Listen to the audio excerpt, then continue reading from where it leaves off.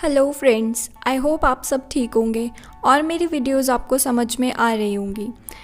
आज की ये वीडियो में मैं आपको कैश फ्लो स्टेटमेंट बताने वाली हूँ। ये पार्ट 3 है जिसमें हम इन्वेस्टिंग एंड फाइनेंसिंग एक्टिविटीज़ करेंगे। इससे पहले जो पार्ट 2 था उसमें मैंने आपको ऑपरेटिंग एक्टिविटी बताई थी और उससे पहले पार्ट 1 में मैंने कैश फ्लो स्टेटमेंट की थ्योरी बताई थी। तो और ज़्यादा अच्छे से समझने के लिए आप पार्ट 1 और पार्ट 2 भी देखें, जिसका लिंक मैं आपको डिस्क्रिप्शन बॉक्स में दूंगी। तो आज की इस वीडियो में हम फाइनेंसिंग और इन्वेस्टिंग एक्टिविटीज़ करेंगे। एक न्यूमेरिकल क्वेश्चन के थ्रू मैं आपको इन्वेस्टिंग और फाइनेंसिंग एक्टिविटी बताऊंगी। तो चलिए देखते हैं। अब स्क्रीन पे आप लोग क्वेश्चन देख सकते हैं। आपको बैलेंस शीट से जो आपको दी गई है, इससे आपको इन्वेस्टिंग और फाइनेंसिंग एक्टिविटीज़ करनी है। एक चीज़ और मैं बता देती हूँ, जो भी अभी तक हमने चीज़ें पढ़ी हैं वो सब एक दूसरे से रिलेटेड है। फॉर एग्ज़ाम्पल जर्नल एंट्रीज़, पहले हम जर्नल एंट्रीज़ करते हैं। जर्नल एंट्रीज़ से हम लेजर पोस्टिंग करते हैं। लेजर पोस्टिंग से हम ट्रायल बैलेंस बनाते हैं। ट्रायल बैलेंस से हम ट्रेडिंग एंड P&L अकाउंट और बैलेंस शीट बनाते हैं। और बैलेंस शीट से हम लोग कैश फ्लो स्टेटमेंट बनाते हैं। तो अभी ये जो क्वेश्चन है ये मैंने केवल इन्वेस्टिंग और फाइनेंसिंग एक्टिविटीज़ के लिए लिया है, केवल ये दोनों चीज़ें बताने के लिए। इसमें आपको ऑपरेटिंग एक्टिविटीज़ जो होती हैं उनके पॉइंट्स नहीं मिलेंगे। For example current assets, current liabilities, ये सब आपको इसमें नहीं मिलेगा। अगर आपको ऑपरेटिंग एक्टिविटीज़ भी सीखनी है तो आप इसका पार्ट 2 देख सकते हैं, जिसका लिंक मैं आपको डिस्क्रिप्शन बॉक्स में दूंगी। तो चलिए स्टार्ट करते हैं। पहले मैं आपको चीज़ें एक बार समझा देती हूँ कि किस चीज़ को हमें कैसे प्लेस करना है। तो ऑपरेटिंग एक्टिविटीज़ के बाद बारी आती है इन्वेस्टिंग एक्टिविटी की। तो ये हम कैसे करते हैं मैं आपको समझा देती हूँ। इन्वेस्टिंग एक्टिविटीज़ में जैसे मैंने आपको पहले भी बताया था, परचेज ऑफ फिक्स्ड एसेट्स और सेल ऑफ फिक्स्ड एसेट्स लिखते हैं।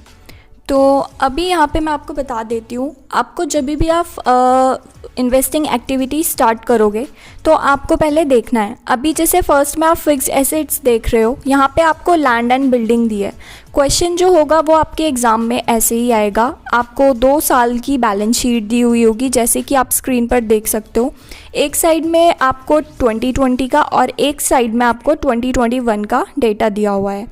तो आपको दोनों में कंपैरिजन करना है और जहाँ पे आपको लगेगा कि आपके पास से कैश जा रहा है वहाँ पे आप उसे माइनस करोगे, और जब आपको लगेगा कि कैश आपके पास आ रहा है तो आप उसको प्लस करोगे। तो चलिए मैं आपको बताती हूँ। जैसे इन्वेस्टिंग एक्टिविटी है तो हम उसमें फिक्स्ड एसेट्स लिखेंगे, जिसमें कि परचेज और सेल आएगा। तो अब लैंड एंड बिल्डिंग है फर्स्ट पॉइंट, जिसमें 2020 में आपके पास 5 लाख की लैंड एंड बिल्डिंग थी और 2021 में 7 लाख की हो गई। मींस 5 लाख की थी और 7 लाख की हो गई, मतलब 2 लाख की आपके पास बढ़ गई। अब आपने ऑब्वियस सी बात है परचेज़ किया होगा, आपने कोई लैंड या फिर कोई बिल्डिंग को आपने परचेज़ किया होगा, जिसकी वजह से वो 5 से 7 लाख हो गई है। तो जब आपने परचेज़ किया है तो कैश आपके पास से जा रहा होगा।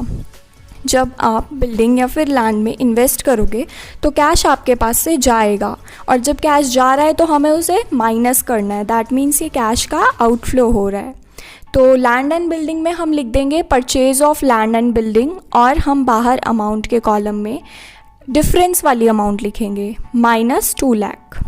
अब सेकंड आ जाते हैं मशीनरी पे।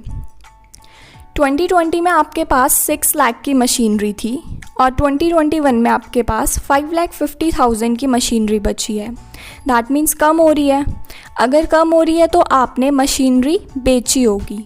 जब आप मशीनरी बेचोगे तो क्या होगा, आपके पास कैश आएगा। आपने 50,000 की मशीनरी बेच दी है तो आपके पास 50,000 कैश आ रहा है, और अगर आपके पास आ रहा है तो आप उसे इनफ्लो में लिखोगे। मीन्स आप लिखोगे सेल ऑफ मशीनरी 50,000। तो यहाँ पे ये आपकी इन्वेस्टिंग एक्टिविटी थी। करंट एसेट्स यहाँ पे आपको क्वेश्चन में और भी दी रहेंगी जब आपको पूरा कैश फ्लो स्टेटमेंट एक साथ बनाना होगा। यहाँ पर मैंने नहीं दिया है।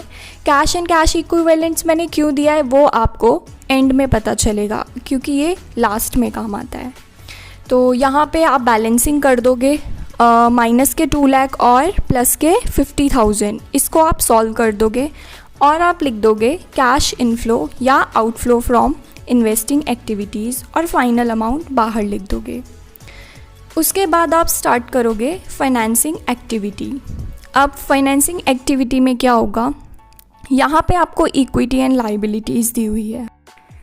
तो जैसा कि मैंने आपको बताया था कि इक्विटी शेयर्स, प्रेफरेंस शेयर्स, मतलब जो भी शेयर्स हैं और लोन्स हैं, डेट है, ये सब आपका फाइनेंसिंग एक्टिविटीज़ में आता है।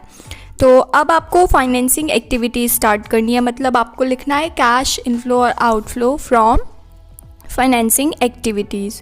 उसके बाद आपको देखना है, पहला है इक्विटी शेयर कैपिटल। 2020 में आपके पास 2 लाख था और 2021 में 4 लाख हो गया, मतलब आपने 2 लाख के शेयर्स और इशू किए। तो अब आपको यहाँ पे बस ये देखना है कि आपके पास कैश आ रहा है या जा रहा है। आपके पास 2 लाख के शेयर्स थे, आपने और इशू करे 2 लाख के।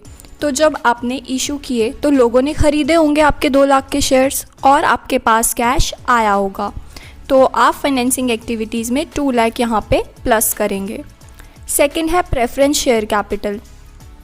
ये भी सेम वैसे ही है। 2020 में आपके पास 2 लाख के शेयर्स थे और 2021 में आपके पास 3 लाख के प्रेफरेंस शेयर्स हो गए। दैट मीन्स कंपनी ने 1 लाख के शेयर्स और इशू किए हैं, तो आपके पास 1 लाख रुपए और आए हैं। तो ये भी आपका प्लस में आएगा क्योंकि आपके पास कैश आ रहा है।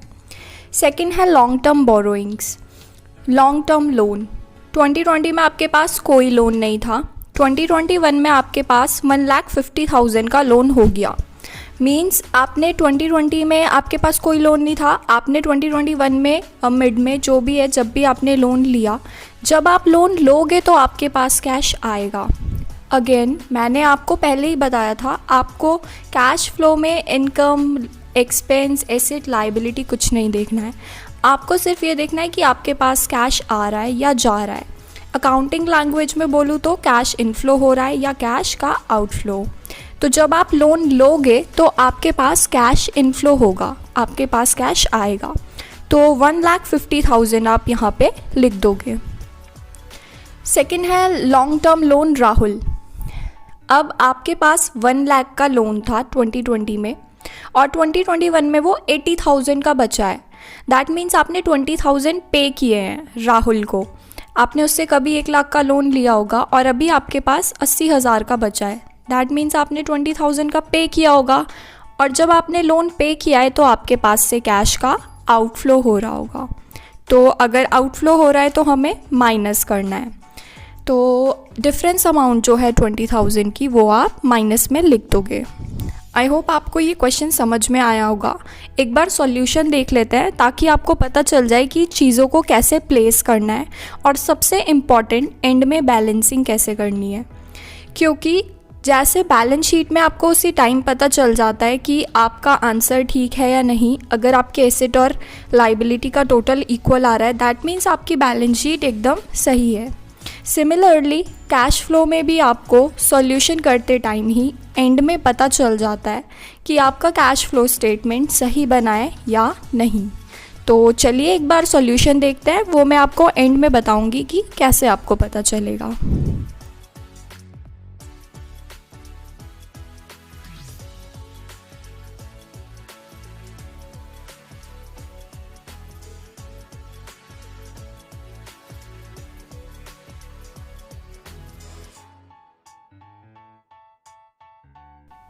तो आप लोग स्क्रीन पर देख सकते हो सॉल्यूशन। जैसे कि मैंने आपको बताया था, पहले आपको लिखना है cash flow from investing activities.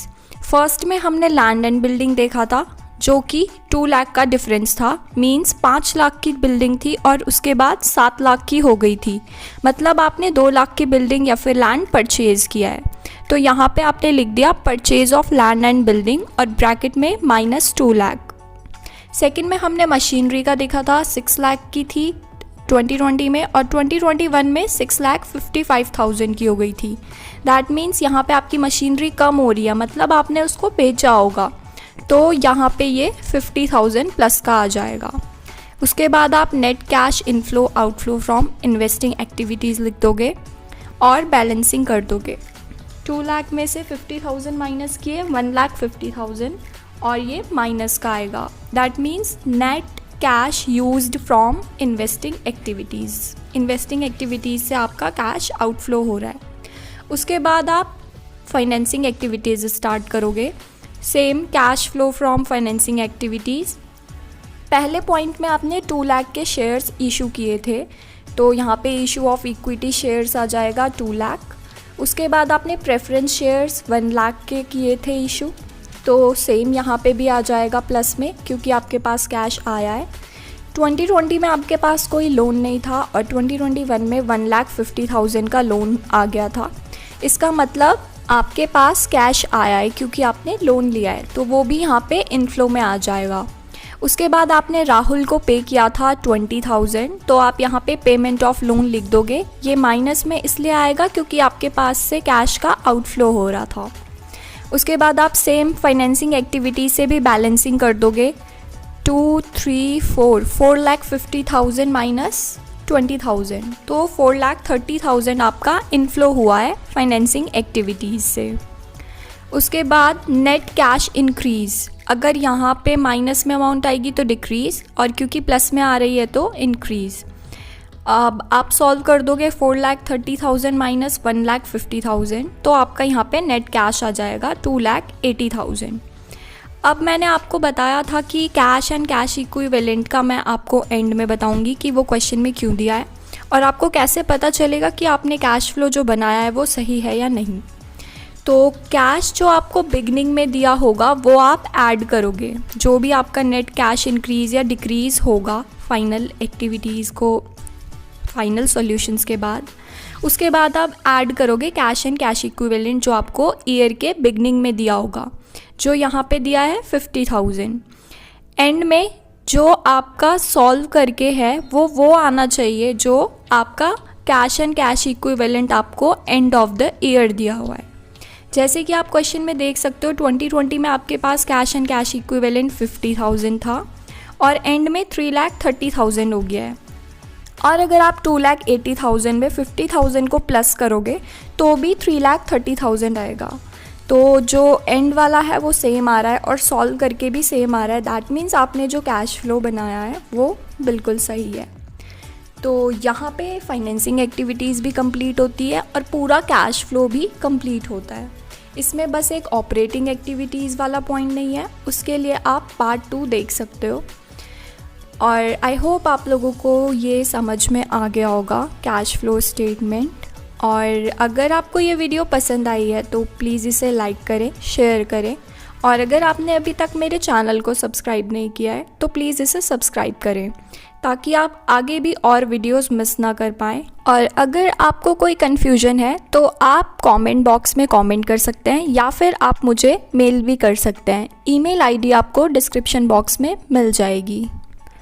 तो अब मैं इस वीडियो को एंड करती हूँ और मिलते हैं नेक्स्ट वीडियोज़ में। Thank you.